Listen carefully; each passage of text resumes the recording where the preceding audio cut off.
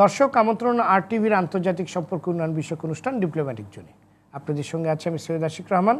আমাদের আজকের অতিথি বাংলাদেশে নিযুক্ত ভারতের বিদায়ী রাষ্ট্রদূত his Excellency Pankaj Saran. Very welcome, Excellency, at RTV studio. Well, Excellency, you have passed your 3.5 years tenure as High Commissioner to Dhaka, Bangladesh. Would you please share your experience so far? Well, it's a difficult task to summarize my long stay in Dhaka and in Bangladesh. But I can say that I have enjoyed myself thoroughly. This is a relationship between India and Bangladesh which is very, very important. And being the Indian High Commissioner to Bangladesh is a great privilege for any Indian diplomat. And so I felt very privileged when I was appointed as High Commissioner. And then during my stay here for almost 4 years, I have witnessed many events. I have been party to several developments in the relationship. I have met a wide cross-section of people. I have traveled the country. So I have many different kinds of experiences. And on the whole, when I look back at this period, I feel that I have managed to do as much as I could to advance the relationship between India and Bangladesh. Well, And also meet as many people as I could to better understand the country, to better appreciate what is Bangladesh, what is the aspirations of Bangladesh, what are the achievements of Bangladesh. And all in all, therefore, it has been a very, very enriching and a very, very eye-opening experience for me. great. Bangladesh and India enjoying excellent bilateral relations. How do you anticipate these relations developing further in coming days? As you have rightly pointed out, I have seen a lot of positive developments in the relationship. We have been able to solve some very, very difficult issues. We have been able to move on new issues. And today, the level of political understanding and the level of goodwill between the leaderships of both our countries, between Her Excellency Prime Minister Sheikh Hasina and our Prime Minister Narendra Modi and the two governments, as well as the understanding between our two peoples, is so good that it has laid the foundation for us together, both countries, to look at how we can expand and further develop the relations in existing areas and also look at new areas of cooperation. Because once you have political understanding and you have goodwill and mutual respect, then everything else becomes much easier. And so today I feel that the foundation has been set for us to become even more ambitious in terms of developing our relations and looking at new areas and deepening our cooperation in every single sector. Would you please elaborate? For example, the whole question of boundary demarcation, boundary delimitation. Now that had taken a lot of time to solve. But last year in 2014, we have solved the maritime boundary delimitation.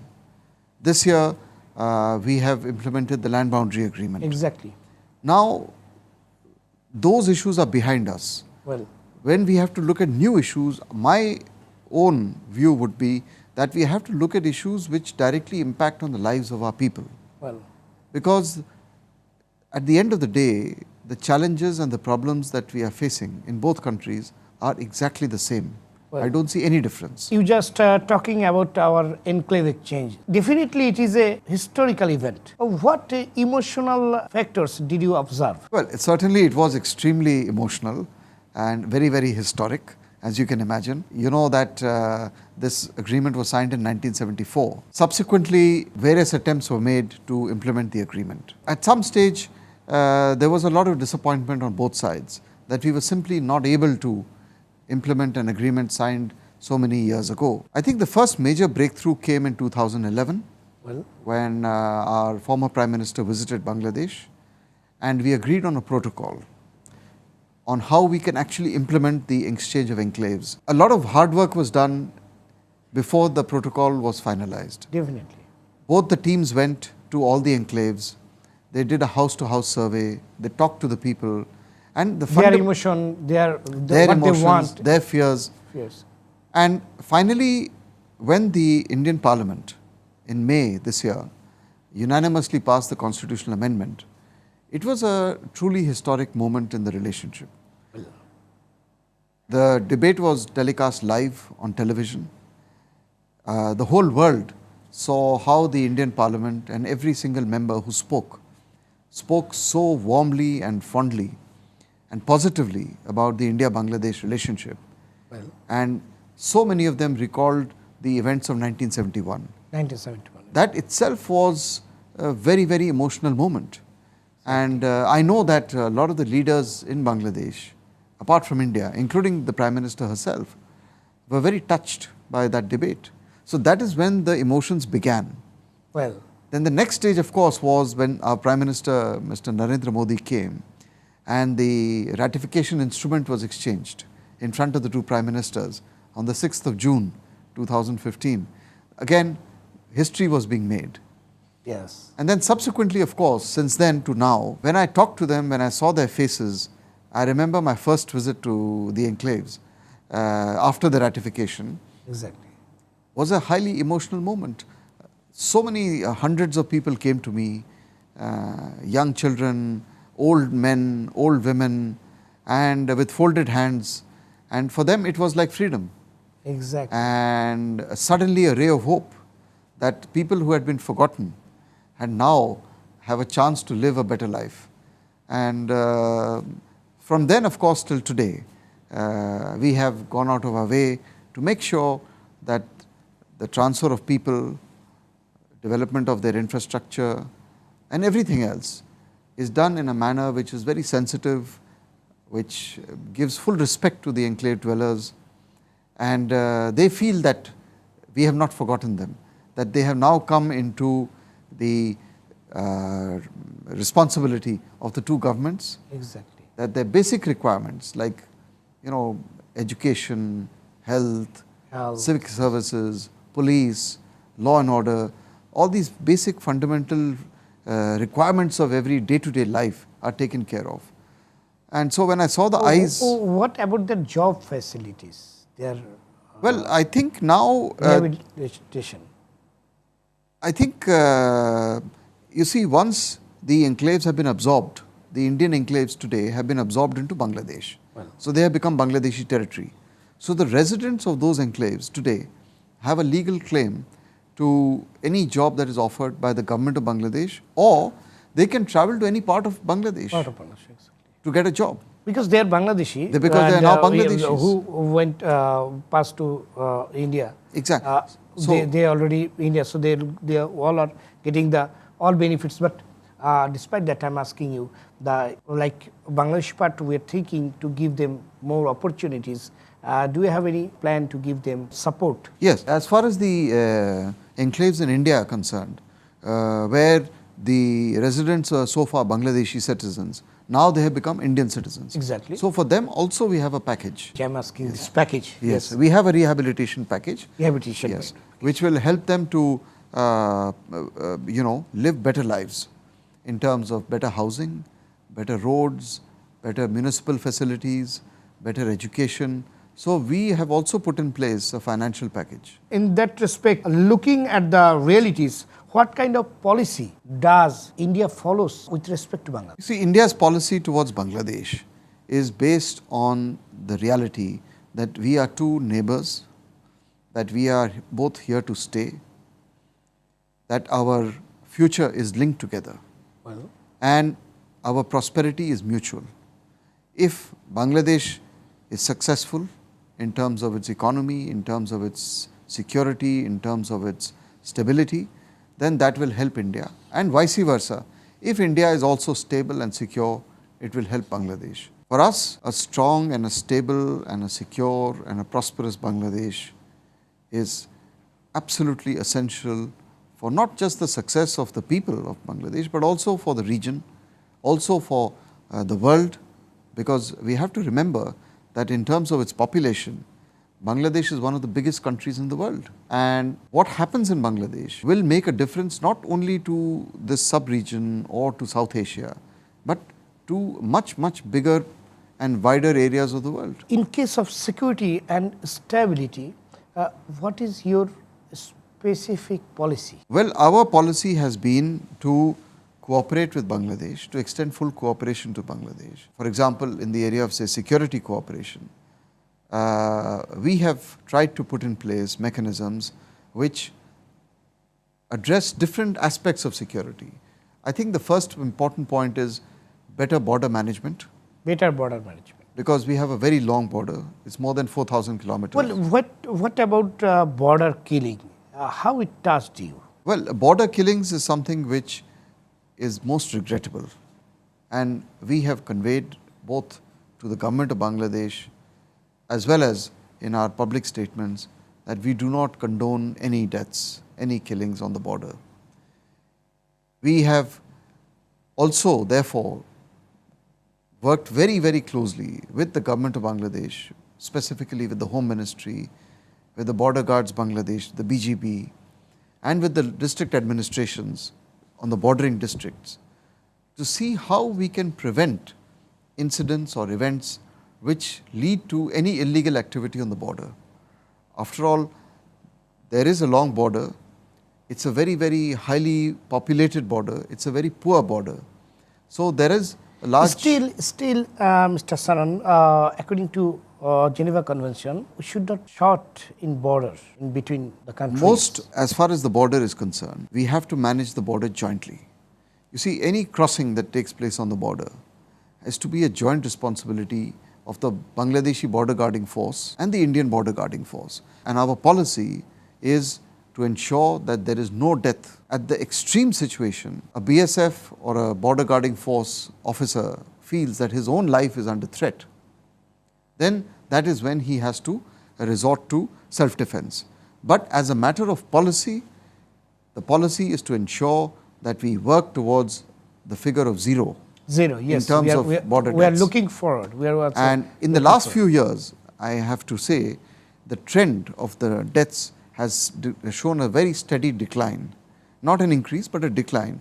And this is acknowledged by your government. And we really believe that this number will be zero. As I am saying to you, if you want to move to zero, you also simultaneously have to address the causes which are leading to such incidents. Exactly. And that has to be a joint responsibility. Around 50 of TV channels are viewed in Bangladesh. Do you have any opinion doing the same to India? I want to make it clear that there is absolutely no legal restriction by the government of India on the exhibition of Bangladeshi channels in India. I have been told, and I have looked at it very, very closely, that this is primarily a commercial arrangement between the Bangladesh television owners and the Cable Operators Association of India. Well, and my own recommendation has been that it is important for both sides to enter into a dialogue and to discuss what are the commercial and legal arrangements to exhibit this. After all, in India, there are many other foreign TV channels which are being shown on Indian television. Well, and I have confirmed that there is no government legal ban or restriction or barrier on the exhibition of TV channels, and I would be very happy to see more Bangladeshi channels being viewed in India. Very good to know, Excellency. We'll talk more after a short break. Thank you. দর্শক দেখছেন আন্তর্জাতিক সম্পর্ক উন্নয়ন বিষয়ক আরটিভির বিশেষ অনুষ্ঠান diplomatic zone. এই পর্যায়ে নিচ্ছি বিরতি, ফিরছে একটু পরেই, সে পর্যন্ত আমাদের সাথেই থাকুন। দর্শক, আবারও আমন্ত্রণ আন্তর্জাতিক সম্পর্ক উন্নয়ন বিষয়ক আরটিভি বিশেষ অনুষ্ঠান ডিপ্লোম্যাটিক জোনে। কথা বলছিলাম বাংলাদেশে নিযুক্ত ভারতের বিদায়ী রাষ্ট্রদূত হিজ এক্সিলেন্সি পঙ্কজ চরণের সাথে। Welcome again at RTV studio, Mr. High Commissioner. After massive allegation, the State Bank of India, which managed the visa in Bangladesh in future, how does India High Commission mitigate difficulties? I'm glad you asked me this question because the visa system and the visa operations of the High Commission in Bangladesh are among the largest in the world, and they are based on a very, very large platform of infrastructure. So, for example, in the last few years, we have taken many measures to make the process easier and more friendly, while ensuring that the valid security interests of India remain protected. The State Bank of India has increased the number of visa application centers. As you might know, in Dhaka, today we have got 3 centers which are operational. A 4th is likely to be opened soon, and which should be good news for the, and I am sharing it for the first time on your show. So through our program, our viewers are supposed to assure on your word. So we are now shortly going to open a 4th center in Dhaka. 4th center. So and in addition, as you know, we already have visa operations running in Chittagong and in Rajshahi. Yes. In Khulna, in Sylhet, in Rangpur, Barishal, Mymensingh. It's a great initiative. So what we are trying to do, and we have told State Bank of India, which is the agency to whom we have outsourced our visa operations, we have told State Bank of India that you need to open more centers to easier the things, to make the process easy, to reduce the congestion, and to provide better services.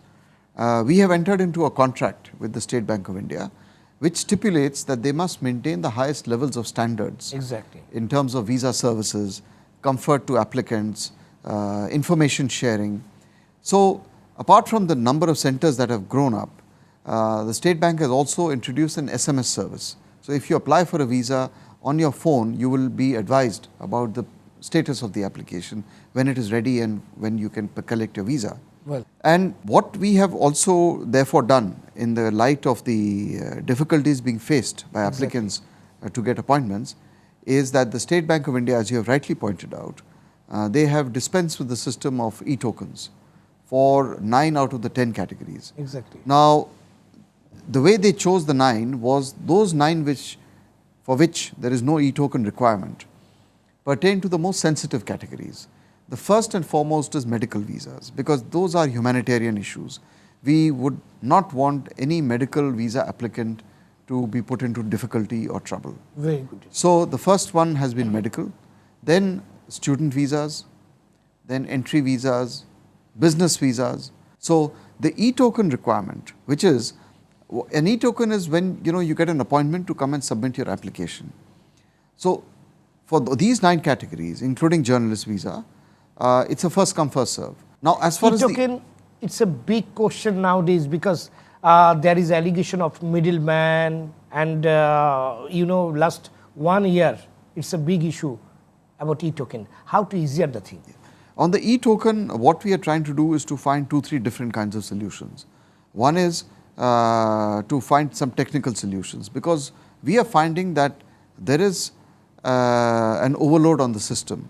As you know, there is a daily capacity. But if it is overloaded, then how middleman could arrange the thing? You see, this is a common problem which we are finding in many other similar systems all over the world, where supply is limited but demand is very high. And some people get into... Yes, and we are in very close touch with your authorities, with your police authorities, with your immigration and passport authorities and the Home Ministry, to help us to find out who are the people who are trying to misuse and abuse the system. Because we are aware that people are charging exorbitant rates, and we have requested the Bangladeshi law enforcement authorities. As you can well appreciate, the Indian High Commission has no legal jurisdiction to take any action on any local agents or cyber cafes and so on. We have to rely, and we can only share the information. It is obviously the responsibility of local... So certain actions have been taken, certain people have been questioned, certain operations have been shut down. So that is one solution. Second solution is we are trying to further improve and technologically upgrade our own software, so as to prevent misuse of this system. The third thing we are trying to do is to increase our human resource capacity, so that we can process more visas. And I want to say to you that we are very sensitive to the problems being faced, and I can tell you that it is our daily endeavor. Every single day we are looking at how we can make the system easy, and I am hoping that with these different measures, common man will not suffer. I believe that our viewers assure on your word, Yes. and I believe we'll find definitely new era, Yes. and it will be more easier. Excellency, what is your opinion about the major achievement of Bangladesh and also of the needed priority? I think Bangladesh in South Asia is a success story in terms of its economy, Well, in terms of its social structure, and in terms of how it has been able to cope with so many problems. For Bangladesh to have grown between 6 to 7% in the last 10 years, and for the emergence of a new business community, a new middle class, a new banking sector, a new information technology revolution, exactly. all these are things which Bangladesh has to be very, very proud of. Many Indian states, Rajasthan, Maharashtra and others are very keen to learn from the Bangladeshi experience as to how you have managed to, for example, do so well in the area of sanitation, Well, in the area of maternal health, in the area of primary education. These are good, very solid examples. Now, as far as the challenges or the priorities for the future, I would say that poverty alleviation, employment creation, skill development, sustainable development models, sustainable development models. energy security, these are the infrastructure development.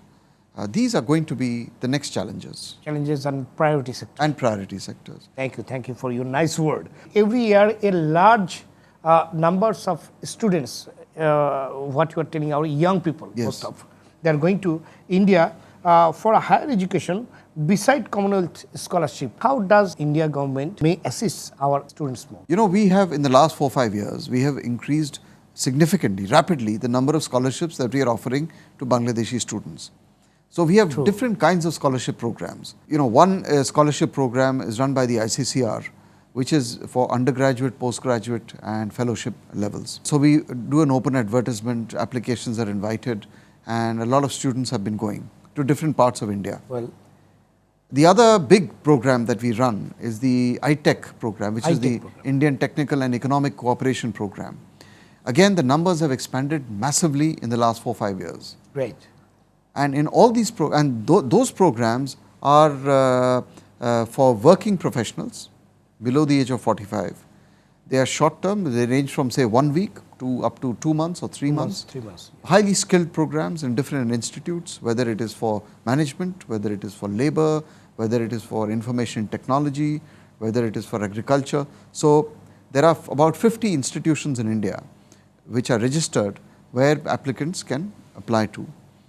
And in addition, we of course, as you mentioned, have the Commonwealth program. So all in all, today, as of today, the number of scholarships and the number of avenues that we have today in place for Bangladeshi students and young professionals to visit India is the highest ever in the history of India-Bangladesh relations.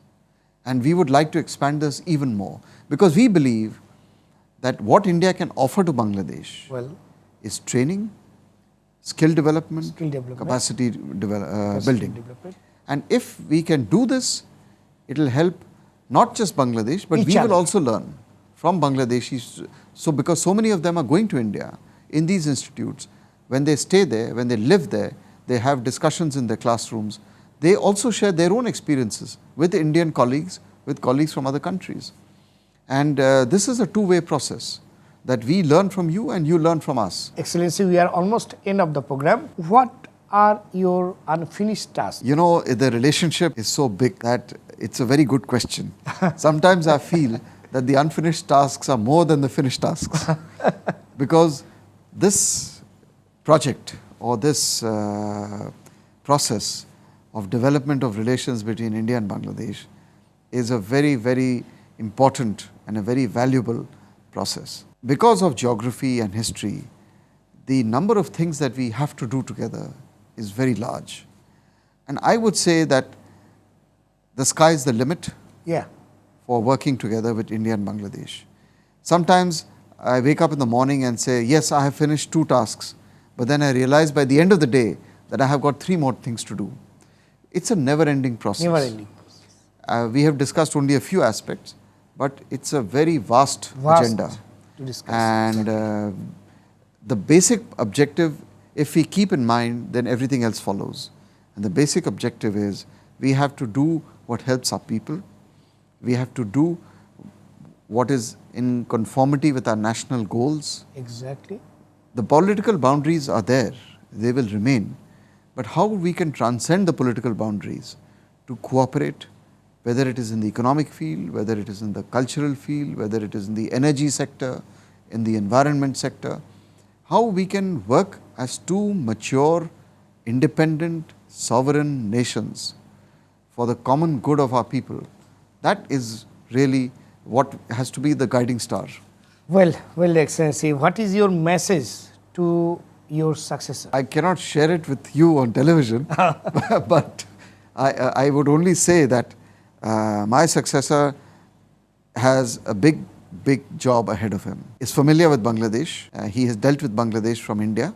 Well, He's a highly experienced diplomat. My message to him is this relationship is one of the most important relationships that India has with any country in the world. It is a 24-hour job. Yeah. And you have to work hard. Definitely. And you have to earn the trust and you have to earn the respect of the people of Bangladesh if you want to succeed.